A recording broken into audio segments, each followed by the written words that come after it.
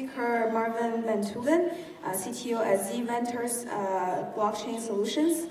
So Marvin actually has over 25 years of experience in financial services and information technology. He is a co-founder and CTO at Z Ventures Blockchain Solutions, a global services and blockchain consulting company. He is also the co-chair for the Hyperledger Foundation Financial Services Special Industry Group Mortgage Subgroup. Marvin also co-founded and was the CTO or CFO for the Closing Exchange, a fintech SaaS national signing service companies. Previously, Marvin served as the principal for North Highland Consulting and worked on numerous acquisitions, due diligence, and integrations. So without further ado, let's welcome Marvin to the stage.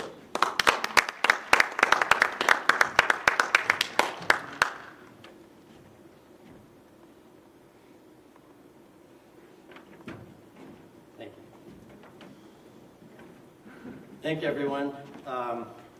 My timing is just off today.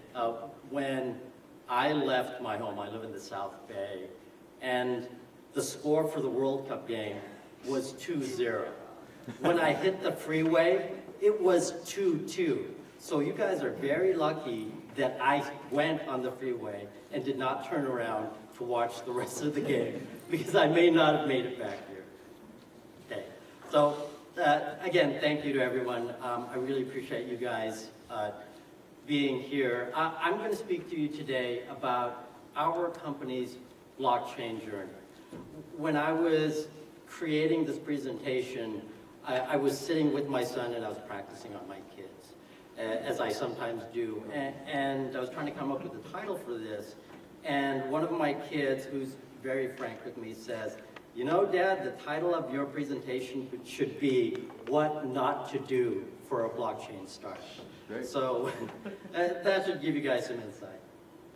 Oh, I don't know what happened, but I already went, okay, there you go. Let me back up to the beginning. If you keep doing it, use the space bar, I think it's better.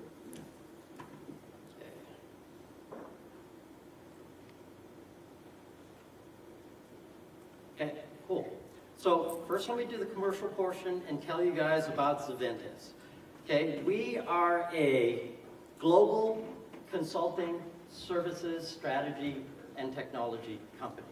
Okay, I have a tendency to wander around, so I'm just going to try and stand right here.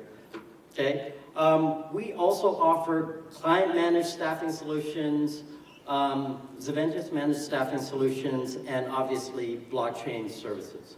So blockchain services, we do development and consulting as well. We have a talent footprint that spans 180 countries. We can deliver services in over 220 languages. And also, we are SOC 2 certified, HIPAA certified, and high-tech certified. For those of you that aren't familiar with high-tech certification, that ensures that we follow HIPAA requirements and we protect personal health information. You can use the mic if you want to walk around. Okay, yeah, thank you. I may end up doing that. But the more I walk, the faster I speak, this will be over like that. Okay, so I'm not going to spend a lot of time on this slide. The two items that really differentiate Zaventus is our domain expertise. So our executive team has over 100 years combined experience within mortgage and financial services. So I think that's something that really differentiates us. Also, our consultants and our team members are constantly being trained within those areas. So I think that really differentiates us. Another thing that differentiates us is our ability to innovate. Given our industry and technical expertise, we're able to come up with, I think, really creative and innovative solutions for our clients. A couple sample projects that I want to talk about really quickly. For a sample insurance company, we were able to optimize their inbound queries from customers. So this included defining the workflow, establishing AWS Connect, setting up chatbots for them and setting up the scripts. And as a result of this, we were able to make their inbound call process much more efficient and also just a better overall customer experience. Another project that we were able to help a client out on was a mortgage servicing company, where we did an assessment of the mortgage servicing process, and we also determined the applicability of blockchain to that process. So just to give you guys a little bit of information on what Xaventus does and what we can do for our clients. Okay, this slide here, I spoke about our US-based leadership team. We have quite a bit of experience within financial services, which includes insurance, healthcare, and technology. We bring experience that spans Fortune 50 companies and startups as well. So my personal experience, you guys heard a little bit about that in the introduction. I have 20 years experience within financial services. It includes large consulting for large financial services companies while I was with Deloitte Consulting. Also, I did quite a bit of managing technology organizations when I was with Countrywide/B of A. The speaker also mentioned that I have quite a bit of startup experience. My first startup was with a company called At Stake. They were probably one of the first information security consulting organizations. If you think back to companies like Loft Heavy Industries, people like Dan Gear from MIT, those are some of the people that I worked with at Stake. Another startup that I did that was also mentioned is the Closing Exchange. That's a national signing services company. For the Closing Exchange, I helped raise several $1 million, and I was the CFO/CTO as well. As the speaker mentioned that introduced me, I'm now the Chief Technology Officer for Xaventus Blockchain. Okay, so let's go ahead and talk about the mortgage industry first before we dive into our blockchain journey. I want to share some information on mortgage, since some of you may not be familiar with the mortgage industry. In 2021, according to the Home Mortgage Disclosure Act, or HMDA, there are 4,338 companies in the mortgage industry. So as you can see from that, that's a lot of companies and a lot of complexity.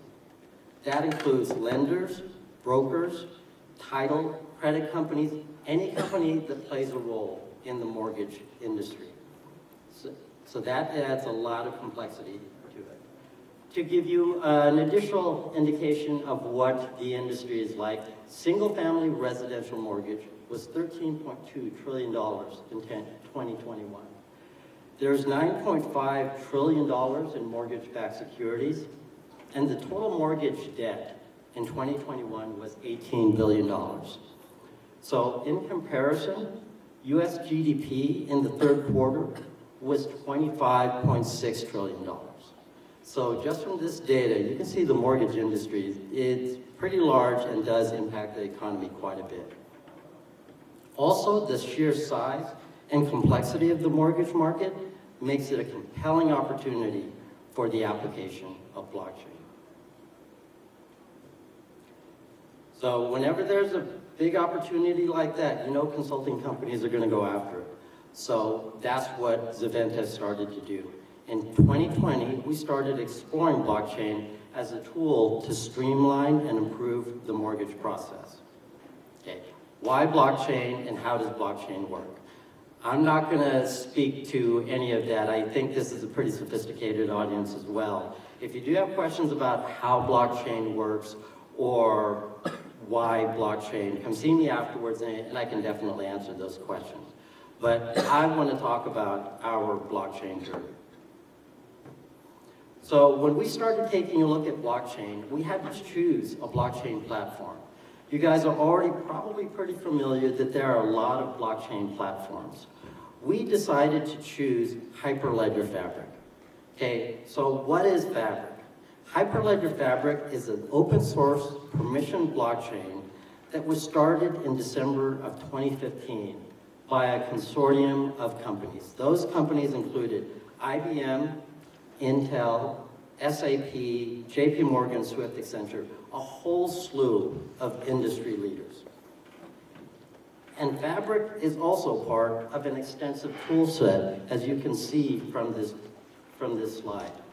I can see that when I get really close, all of a sudden I'm really loud, because then I see people win. So I'm going to try and just be consistent here.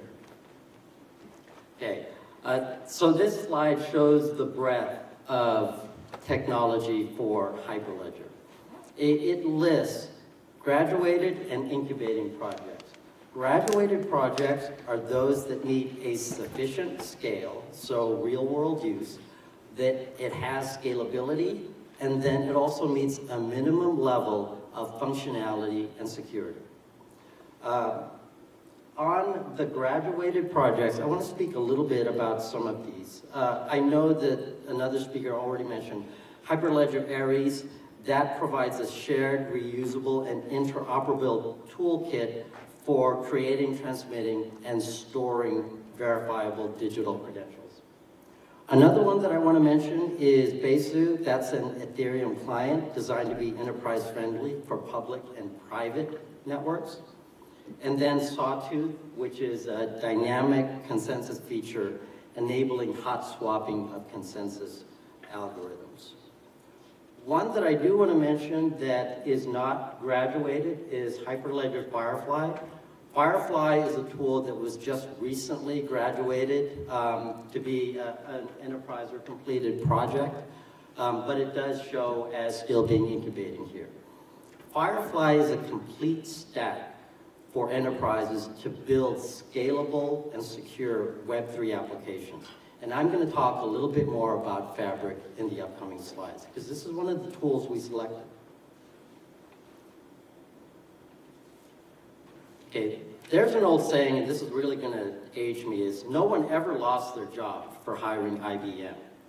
Okay, one of the reasons that we chose Fabric is that it is widely used amongst companies that have chosen a blockchain or use blockchain. From the 2022 Blockdata State of Enterprise Blockchain Report, they found that 38 of the 100 companies that utilized blockchain chose Hyperledger Fabric. So that was a compelling reason for us. You can also see on this chart, it may be a little bit too small, but some of the other blockchains, the other three that rounded out the top 4, included Ethereum, Quorum, and Corda. But we're going to focus on Hyperledger Fabric. In addition to ubiquity, Fabric has a rich feature set. I'm not going to go over all of the features that are covered on the next 2 slides, but I'm only going to focus on the ones that I think are the most critical, or we felt were the most critical in our analysis. Okay, first and foremost, as I said, Fabric is a permissioned blockchain.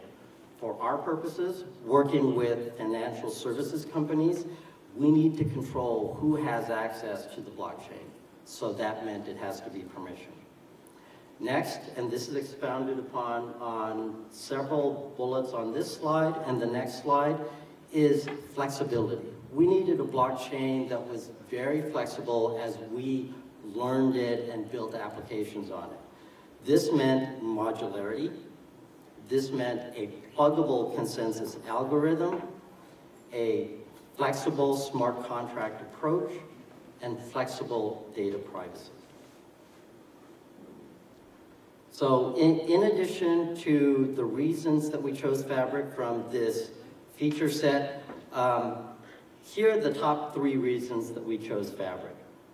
One, it's an open source community. Okay, there were over 120,000 contributing organizations that support Hyperledger Fabric. There are also 15,000 active developers. So that means when we're out building on Hyperledger Fabric, if we have questions on the applications, if we need support, if we need documentation, there's going to be someone out there that can help us. Also, with 15,000 developers, that means when we're trying to build a team, we won't have a difficult time finding developers that are familiar with it. So those were 2 key considerations. Another consideration was the active support from the Hyperledger Foundation. This means that in addition to the 120 contributing companies and the 15,000 developers, there is a large and active nonprofit that supports this tool. It has The foundation has an active governing body. It has a yearly global forum. This year's forum was held in Dublin, Ireland, and it hosts, it facilitates cross-country efforts and supports a myriad of industry and technical groups. Also, the foundation, the Hyperledger Foundation, falls under the umbrella of the Linux Foundation, so that further extends its reach. In the spirit of full disclosure, I do want to mention that I am a member of the Hyperledger Foundation. I'm co-chairman, as the introducer said. I'm co-chairman of the Financial Markets Special Industry Group, specifically the mortgage industry subgroup. Okay, this is a nice segue to this slide. As I said, I'm co-chair of the mortgage industry subgroup. We hold monthly meetings where we share this slide at the beginning of every meeting. And the purpose of this slide is to mention or to really underscore with the people that are part of the group that we're all on the same blockchain journey. We may be at different paths, we may be at education, we may be at a pilot, we may be in production, but we're all on the same blockchain journey. And the intent of that group is really to educate and raise the level of awareness around blockchain.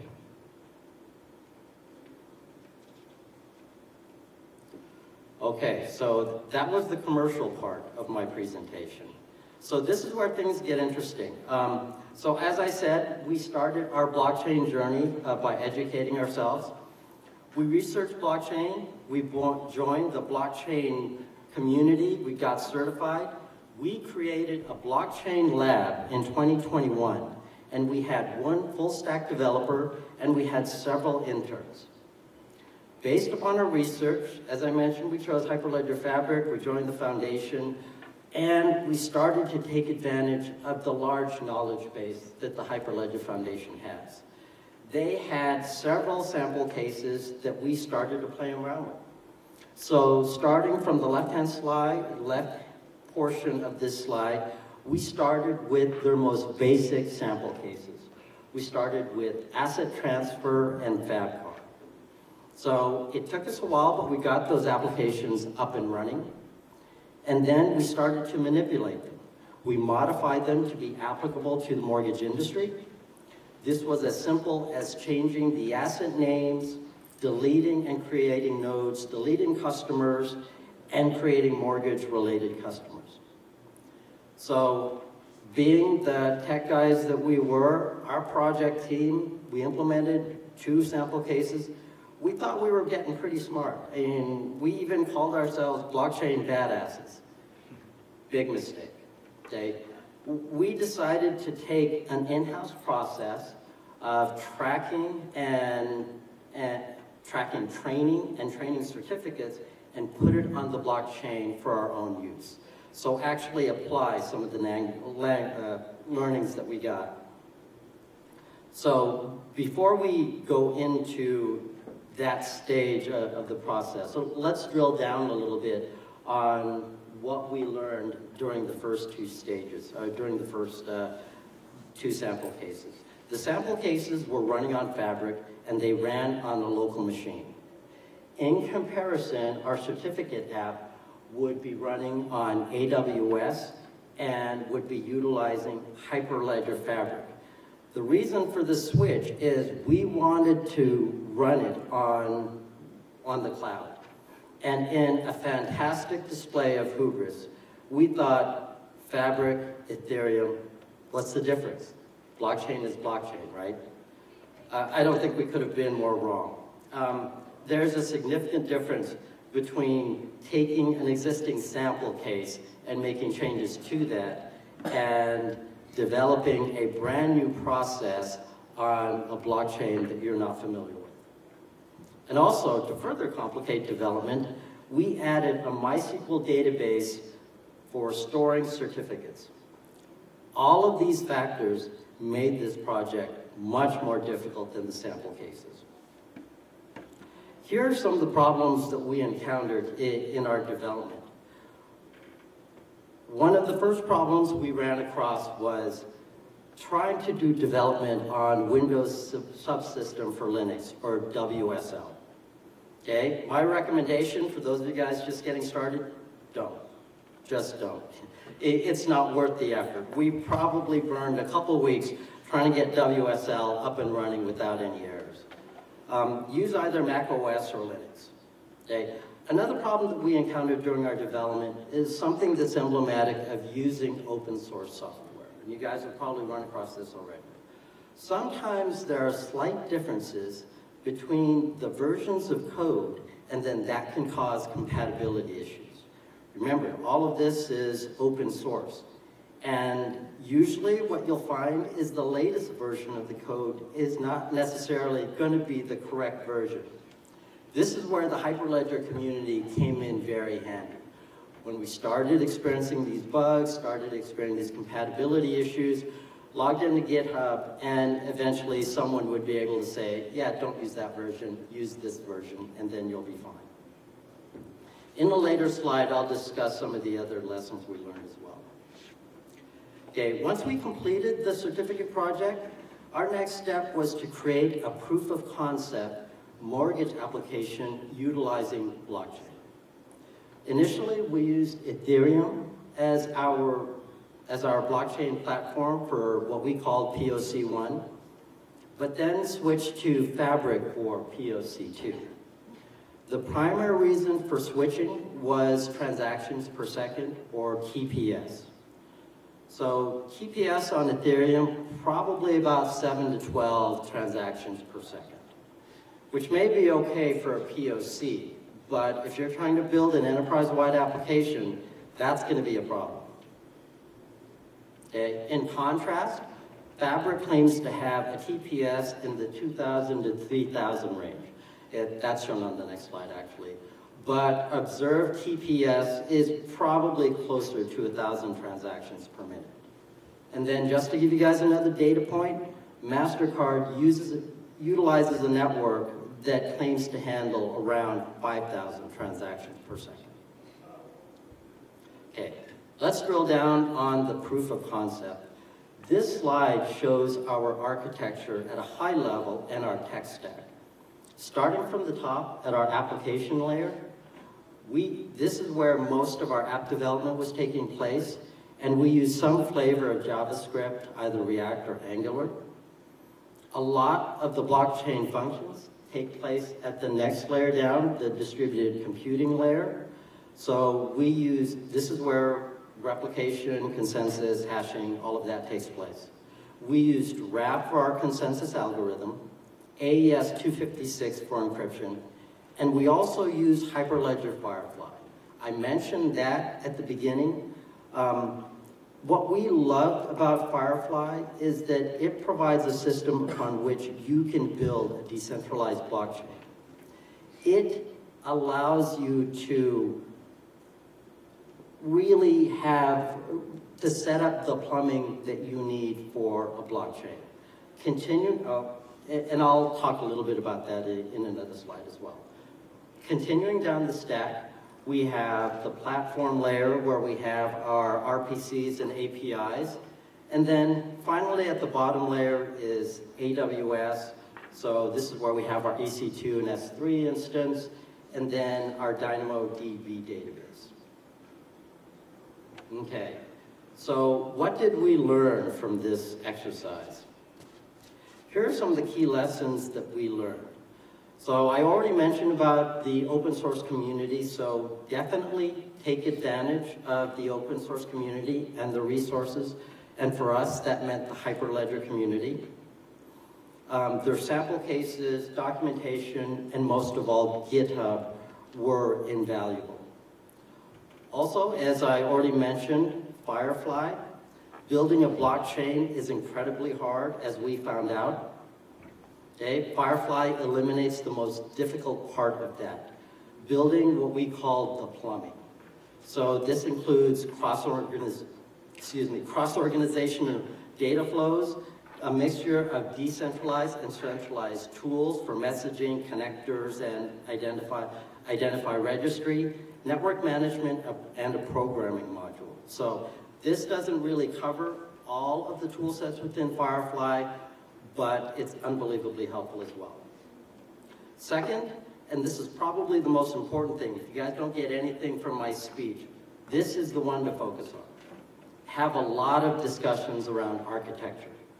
What you decide to have on-chain versus off-chain is going to be one of the most important decisions in your design. For example, our initial architecture had us writing everything to the blockchain.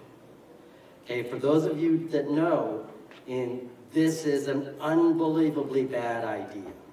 Okay, it had negative ramifications on security, on latency, on storage, on pretty much everything. Third, and this is related to on-chain versus off-chain, is monitor your processing requirements. One of the most consistent criticisms I've heard of blockchain is that it is a resource hog. Okay, this is true. Blockchain is a resource hog. Design your architecture with this in mind. I know of several blockchain projects, none of which the Ventest is involved in, that have had to redo their design and modify their code because their initial architecture was either too slow or required too much computing capacity, or both. And you know what? Usually it was both. Okay, last item on here, and this is for all you developers, test, test, test, and when you're done, test some more. You can never do enough testing, especially with an unfamiliar technology.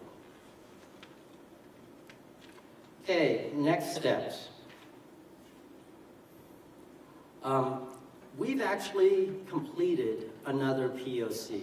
On the previous slide, it had POC 2. We've already completed POC 3, and we've started to demonstrate POC 3 to our different audiences, to select audiences. As a part of these discussions, we're soliciting feedback on our product roadmap.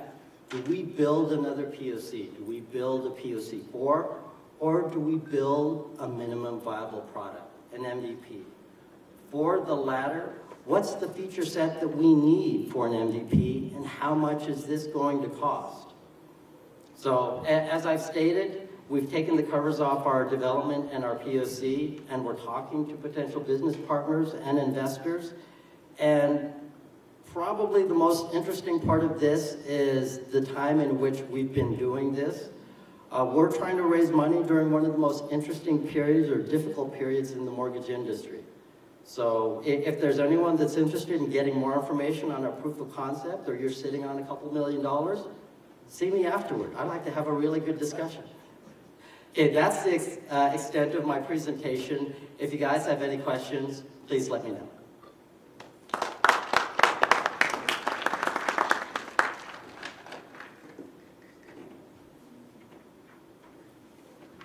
Yes.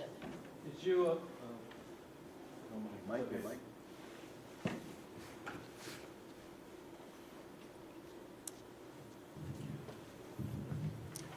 So first, thank you for sharing all this insight. Very, very interesting story on how you went about your blockchain.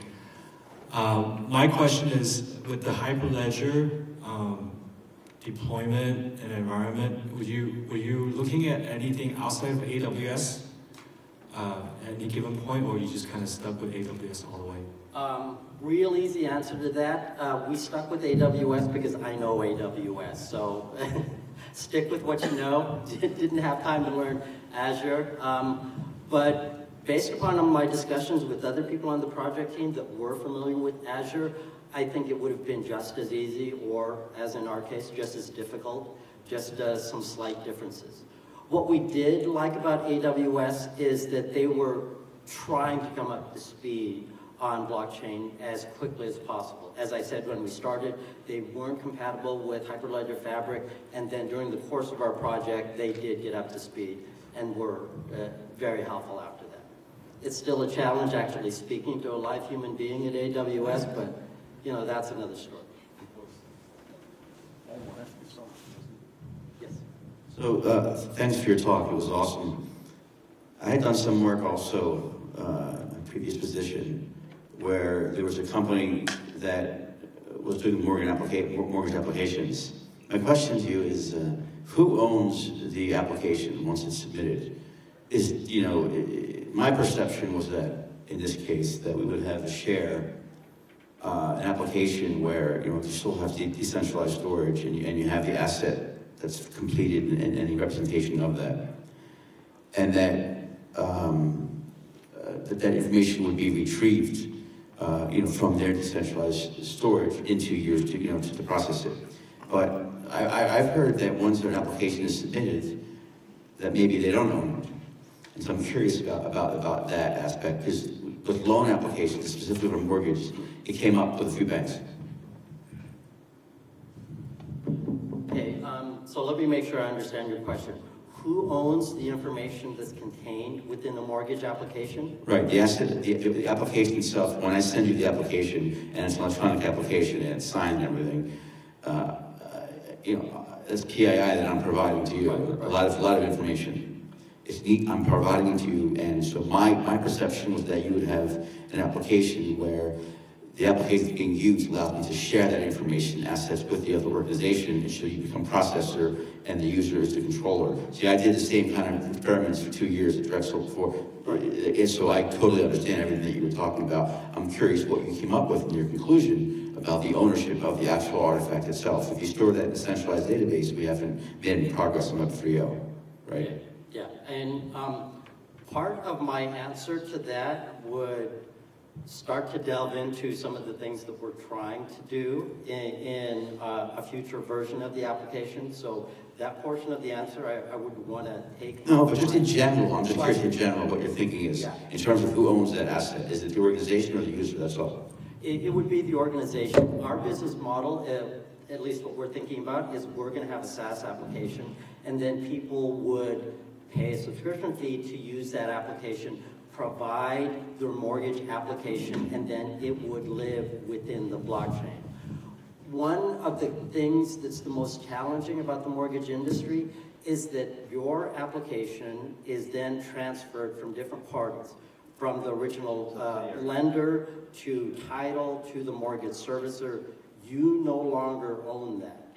Okay? Once it is actually in the mortgage ecosystem, you don't own it anymore, but the parties that utilize it need to continually validate this. Is this still your house? All of the information that's contained within it. That's like going online. Yep. And having to re-authenticate myself, which is what I said when I started talking. Exactly. Why isn't your system, isn't it SSO, right? Mm-hmm. So the real solution to that is a mortgage ecosystem, where that information resides on the blockchain. Everyone has access to that. But then that kind of begs the question, do I want my information sitting in clear text on a block? Why can't it just be decentralized storage and you use some APIs to access that information, and they get to store it and you get to use it? Because the problem is that as it goes down to different subsidiaries, that's information loss, essentially, leakage. Yes, and that's one of the that's exactly one of the primary reasons why. That's Web 3.0. Right, that's the problem. Really. Yeah, and that's what we're hoping to solve. Yeah. I hear that's awesome. Any other questions? Yes. I just want to make the reference. That's a great question. That's a great question. I just wanted to make the reference that anybody who has personal information, self-sovereign identity management is a big thing that's on the horizon, and it's not yet implemented. But the idea that you have personal information that you're submitting in a licensed software, such as yours, is still his information, right? So on the blockchain, your information is verified. The actual licensing platform that you have can also verify him as an NFT. You're a user of the platform, you're submitting your information, it happened on this date, there's a timestamp, and that information will be available. If you as a service have a smart contract agreement with the applicant to share that information with your ecosystem of partners for fulfillment, settlement, or to further the application, he has the right to kind of see in that system whether that's the deal he wants to do. So it should be fully transparent in a trustless system. That is not any different than any other blockchain supply chain, especially for SaaS. I mean, we're working on that for media and entertainment. So, you know, I just wanted to say that I'm letting you off the hook that, like everyone, we are at the early stages of this. And there's a lot of hand-holding on enterprise systems that have to make the adjustment, particularly SaaS, to understand those new ownership pools and those trusted transparency, you know, kind of access to your own data. But doesn't the legal policy have to be in place for the executives to make the right decisions? You know, they're gonna, you know, this is an evolution, right? Because smart contracts are not that smart unless there's intelligence put into them in terms of the agreements and terms and conditions, right? So we're at the very start of the use of those type of smart contracts to execute those deals. So I would say that we're at the, you know, in 2 years we can have a very different conversation. But for right now, I think everybody's just getting their hands dirty. Those are some excellent points. And then there are quite a few companies already out there. Figure Technologies, Sagent, for example, those are companies that are just starting to delve into this and to create essentially a mortgage ecosystem.